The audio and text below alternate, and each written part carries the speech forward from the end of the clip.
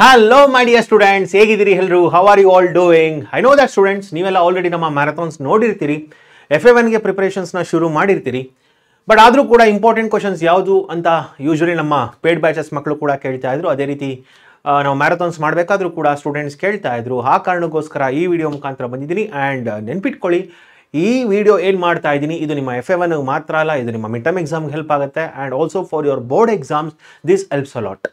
So ಪ್ರತಿಯೊಂದು question ಯಾವುದು frequent ಆಗಿ ಪ್ರೀವಿಯಸ್ ಇಯರ್ಸಲ್ಲಿ ಕೇಳಿದ್ದಾರೆ ಆ್ಯಂಡ್ ಇದೇ ಕ್ವಶನ್ಸ್ಗಳನ್ನ ಕೇಳ್ತಾರೆ ಅಂತ ನಮಗೆ ಕ್ಲಾರಿಟಿ ಇರುತ್ತೆ. ನನಗಷ್ಟೇ ಅಲ್ಲ, ಕರ್ನಾಟಕದಲ್ಲಿ ಯಾವುದೇ faculty more than 1 or 2 years experience ಆಗಿರೋರು ಪ್ರತಿಯೊಬ್ಬರಿಗೂ ಕೂಡ ಹೇಳಕ್ಕೆ ಸಾಧ್ಯ ಆಗುತ್ತೆ. ಸೊ ಅದರಿಂದ ಮಕ್ಕಳ ಈ ಕ್ವಶನ್ಸ್ಗಳನ್ನ ಕೊಡ್ತಾ ಇದ್ದೀನಿ. ಖಂಡಿತ ನೀವು ಇದನ್ನು ಕಾನ್ಫಿಡೆನ್ಸ್ ಇಂದ ನೀವು ಪ್ರಾಬ್ಲಮ್ಸ್ಗಳನ್ನ ಸಾಲ್ವ್ ಮಾಡಿ ಇದನ್ನು ಎಕ್ಸಾಮ್ಸ್ಗೆ ಅಥವಾ ಟೆಸ್ಟ್ಗೆ ಯಾವುದಕ್ಕೆ ಆದರೂ ಪ್ರಿಪರೇಷನ್ಸ್ ಮಾಡಿಕೊಂಡ್ರು ಕೂಡ ಖಂಡಿತ ನಿಮಗೆ ಮೋರ್ ದೆನ್ 60 to 70% ಬಂದೇ ಬರುತ್ತೆ. ಅಂದರೆ 40ಗೆ ಅರೌಂಡ್ 25 ಮೇಲ್ ಬರುತ್ತೆ ಆ್ಯಂಡ್ 80ಗೆ ಅಬೌವ್ 50 or 60 ಕೂಡ ಬಂದೇ ಬರುತ್ತೆ in your final exam and also in your mid term exams. Okay, so ಹಾಗಾದರೆ ಯಾವುದು ಆ ಕ್ವಶನ್ಸ್ ಅಂತ ಕೇಳಿದ್ರೆ ಮಕ್ಕಳ ನೋಡಿ, ನಾನು ಸ್ಲೈಡ್ಸ್ನ ಮೂವ್ ಮಾಡ್ತಾ ಹೋಗ್ತೀನಿ, ಜಾಸ್ತಿ ಎಕ್ಸ್ಪ್ಲೈನ್ ಮಾಡೋದಕ್ಕೆ ಹೋಗಲ್ಲ, ಯಾಕಂದರೆ ಬೇಗನೆ ಮುಗಿಸ್ಬೇಕು ಈ ವಿಡಿಯೋನ ಅಂತ ಅಂದ್ಕೊಂಡಿದ್ದೀನಿ ನಾನು. ಸೊ ಪ್ರತಿಯೊಂದು ಸ್ಲೈಡ್ನು ಒಂದು 15 seconds ಬಿಡ್ತೀನಿ. So take the screenshot of those ಏನು ಕ್ವಶನ್ಸ್ಗಳನ್ನ ಮಕ್ಕಳ ಆ್ಯಂಡ್ ಆ ಕ್ವಶನ್ಸ್ಗಳನ್ನ ಸಾಲ್ವ್ ಮಾಡ್ತಾ ಬನ್ನಿ. ಪ್ರತಿಯೊಂದು ಚಾಪ್ಟರಲ್ಲೂ ಕೂಡ ವೆಯ್ಟೇಜ್ ವೈಸ್ ನಾನು ಕೊಟ್ಟಿದ್ದೀನಿ. 2 marks ಎಲ್ಲಿ ಕೇಳ್ತಾರೆ, 3 marks ಎಲ್ಲಿ ಕೇಳ್ತಾರೆ ಆ್ಯಂಡ್ ಅದ್ರ ಮೇಲೇ ಮಕ್ಕಳ ಕ್ವಶನ್ಸ್ಗಳನ್ನ ಕೇಳೋದು. So you can take this in a confident way. So ಹಾಗಾದರೆ ಮೊದಲನೇದು ಯಾವುದು? Yes, relations and functions. Take a screenshot students, ಪಟಾಪಟ್ ಅಂತ ಹೇಳಿ ಸ್ಕ್ರೀನ್ಶಾಟ್ ತೊಗೊಂಬಿಡಿ ಮಕ್ಕಳ ಆ್ಯಂಡ್ ಇದನ್ನು ಪ್ರಿಪೇರ್ ಆಗಿ. ಓಕೆ, ಸೊ 5 marks ಯಾವುದು, 3 marks ಯಾವುದು ಅಂತ ಕೊಟ್ಟಿದ್ದೀನಿ. So go through those questions students, it's enough.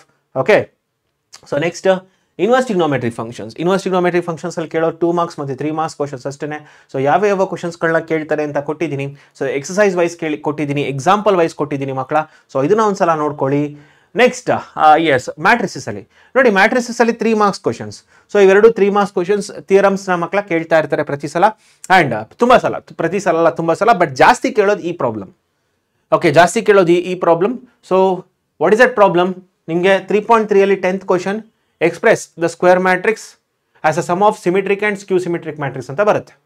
Okay, ಇದೇನು ಥಿಯರಮ್ ಇದೆ ಮಕ್ಕಳ, ಇದ್ರ ಬೇಸ್ ಮೇಲೆ ಪ್ರಾಬ್ಲಮ್ ಇದು. Express the square matrix as a sum of symmetric and skew symmetric matrix ಅಂತ ಬರುತ್ತೆ. ಅಲ್ಲಿ 3/3 ಮತ್ತು 2/2 ಎರಡೂ ಇದೆ, ಬಟ್ 3/3 ಬೇಡ, 2/2 ಮಾತ್ರ ಓದ್ಕೊಳ್ಳಿ. ಅಂದರೆ ಆರ್ಡರ್ 2 ಏನಿದೆ ಅದನ್ನು ಮಾತ್ರ ಓದ್ಕೊಳ್ಳಿ, ಆರ್ಡರ್ 3 ಇರೋದನ್ನ ಓದೋಕ್ಕೆ ಹೋಗಬೇಡಿ. I hope this is clear, fine. And ಅದಾದಮೇಲೆ ಈ ಪ್ರಾಬ್ಲಮ್ನ ತುಂಬ ಸಲ ಕೇಳಿದ್ದಾರೆ.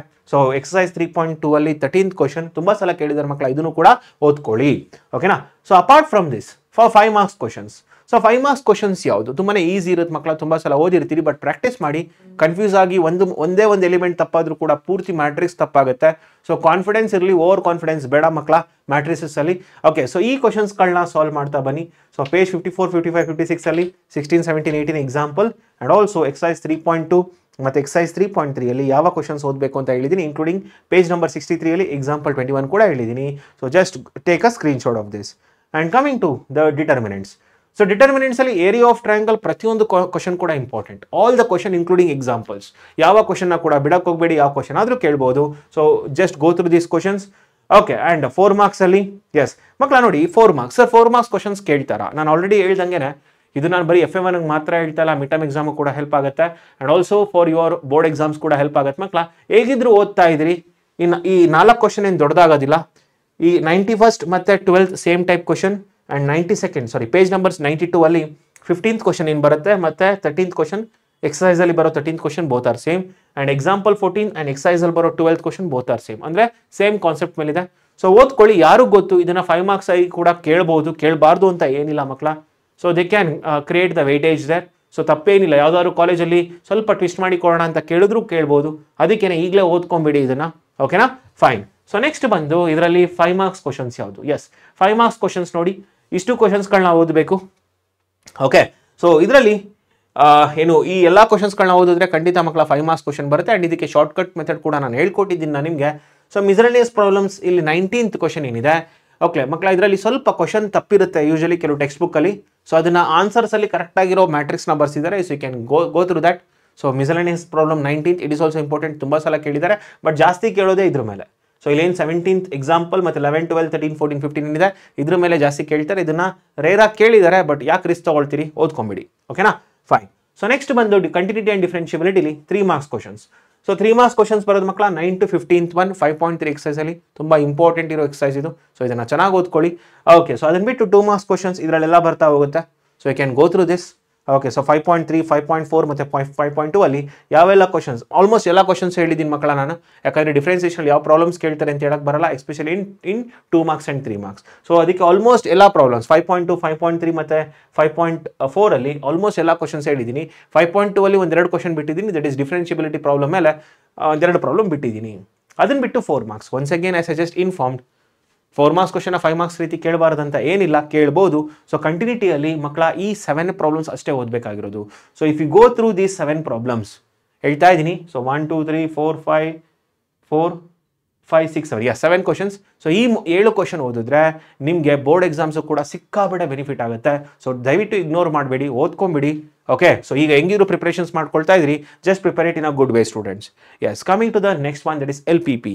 ಸೊ LPPಗೆ ಬಂದಾಗ LPPಯಲ್ಲಿ ನೋಡಿ, so these questions are very very important.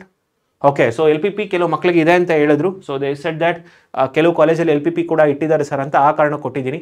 So ನಿಮಗೆ LPP ಆಗಿಲ್ಲ ಅಂದರೆ no need to bother. And ಇನ್ನೂ ಕೆಲವು ಕಾಲೇಜಲ್ಲಿ ನನಗೆ ಗೊತ್ತಾಗಿದೆ ಅಂದರೆ ಡಿಫ್ರೆನ್ಷಿಯಬಿಲಿಟಿ, ಕಂಟಿನ್ಯೂಟಿ ಆ್ಯಂಡ್ ಡಿಫ್ರೆನ್ಷಿಯಬಿಲಿಟಿ 5.4 ತನಕ ಮಾತ್ರ ಇದೆ ಅಂತ ಕೇಳ್ಪಟ್ಟೆ, ಅದಕ್ಕೆ ಅಲ್ಲಿ ತನಕ ಮಾತ್ರ ಕೊಟ್ಟಿದ್ದೀನಿ ನಾನು. ಓಕೆನಾ, ಫೈನ್. ಸೊ ಇದರಲ್ಲಿ ನಿಮಗೆ 6 ಮಾರ್ಕ್ಸ್ ಕ್ವಶನ್ಸ್ 12.1 ಅಲ್ಲಿ ಮತ್ತೆ ಎಕ್ಸಾಂಪಲ್ ಪ್ರಾಬ್ಲಮ್ಸ್ಗಳಲ್ಲಿದೆ. ಸೊ ಈ 9 ಕ್ವಶನ್ಸ್ ಏನಿದೆ ಮಕ್ಕಳ, 9 ಕ್ವಶನ್ಸ್ ಅಷ್ಟೇ ಓದ್ಕೊಳ್ಳಿ. ಅನ್ಬೌಂಡೆಡ್ ಪ್ರಾಬ್ಲಮ್ಸ್ ಬೇಡ, ಅನ್ಬೌಂಡೆಡ್ ಪ್ರಾಬ್ಲಮ್ಸ್ಗಳನ್ನ ಯೂಶಲಿ ಕೊಡೋದಿಲ್ಲ. ಸೊ ಅದಕ್ಕೆ ತಲೆ ಕೆಡ್ಸ್ಕೊಳಕ್ಕೆ ಹೋಗಬೇಡಿ. ಓಕೆನಾ, so just go with the bounded problems and just go through these 9 problems. I hope this is clear. Okay, ಇಷ್ಟು ಅರ್ಥ ಆಯ್ತಲ್ಲ ಮಕ್ಕಳೆಲ್ಲರಿಗೂ? ಸೊ ಇಷ್ಟು ಕ್ವಶನ್ಸ್ಗಳನ್ನ ಓದ್ಕೊಳ್ಳಿ ಆ್ಯಂಡ್ ಖಂಡಿತ ಮಕ್ಕಳ ಒಳ್ಳೆ ಮಾರ್ಕ್ಸ್ ಬರುತ್ತೆ. ಸೊ ಪ್ರಿಪೇರ್ ವೆಲ್, ಈಗ ಪ್ರಿಪೇರ್ ಆಗಿ ಮಕ್ಕಳ ಚೆನ್ನಾಗಿ, ಯಾಕಂದರೆ ಈ ಪ್ರಿಪರೇಷನ್ಸ್ನ ಮತ್ತೇನೊಂದ್ಸಲ ರಿವಿಷನ್ ಮಿಡ್ ಟರ್ಮ್ ಎಕ್ಸಾಮಲ್ಲಿ ಆಗುತ್ತೆ. ಆ್ಯಂಡ್ ನೆಕ್ಸ್ಟ್ ಪ್ರಿಪರೇಟರೀಸ್ ಬಂದಾಗ ಮತ್ತೆ ರಿವಿಷನ್ ಮಾಡ್ಕೊಳ್ಳೋದ್ರಿಂದ ಸೊ ನಿಮ್ಮ ಆಲ್ಮೋಸ್ಟ್ ಪ್ರಿಪರೇಷನ್ಸ್ ಬೋರ್ಡ್ ಎಕ್ಸಾಮ್ಸ್ಗೆ ನೀಟಾಗಿ ಆಗುತ್ತೆ. ಓಕೆನಾ, ಸೊ ಆಲ್ ದಿ ಬೆಸ್ಟ್. ಹಾಗಾದರೆ so see you all in the next video. Until then take care, study well, all the best.